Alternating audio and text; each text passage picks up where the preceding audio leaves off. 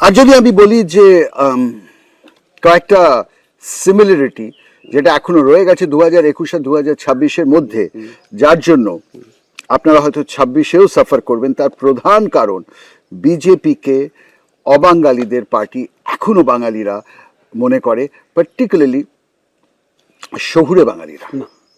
ওটা ওই তৃণমূলের তৈরি করা একটা ন্যারেটিভ। প্রবাবলি আপনি হয়তো সেই ন্যারেটিভের দ্বারা কিছুটা হলে ইনফ্লুয়েন্সড হয়েছেন। আমি বলি আপনাকে, যে তৃণমূল কংগ্রেস রাজ্যসভায় 4টে লোক পাঠায়, তাদের মধ্যে 2জন বাংলাতে কথা বলতে পারে না, সে আবার আমাদের অবাঙালি পার্টি বলে। এবারে তৃণমূল রাজ্যসভায় যে 4 জন পাঠিয়েছে, তার মধ্যে 2জন তারা বাংলায় কথা বলতে পারে। গুরুস্বামী বাংলা জানে, একটা লাইন বলতে পারবে না।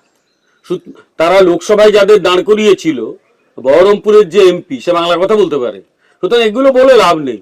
বাঙালি অবাঙালিদের কোনো ব্যাপার নেই এখানে। আমরা মনে করি যে এখানে বাঙালি অবাঙালি সবাই থাকবে, সবাই চলবে, সবার একসঙ্গে থাকার কথা। আর বাঙালি অবাঙালি মমতা ব্যানার্জি বলছেন বা তৃণমূল কংগ্রেস আজকে যদি বলে না দেশটাকে গুজরাট হতে দেবো না বাংলাকে, তাহলে যদি না হয় 20 লক্ষ বাঙালি গুজরাটে কাজ করে না। তৃণমূল কংগ্রেস না বোঝে ইতিহাস, না বোঝে অর্থনীতি, না বোঝে সমাজ।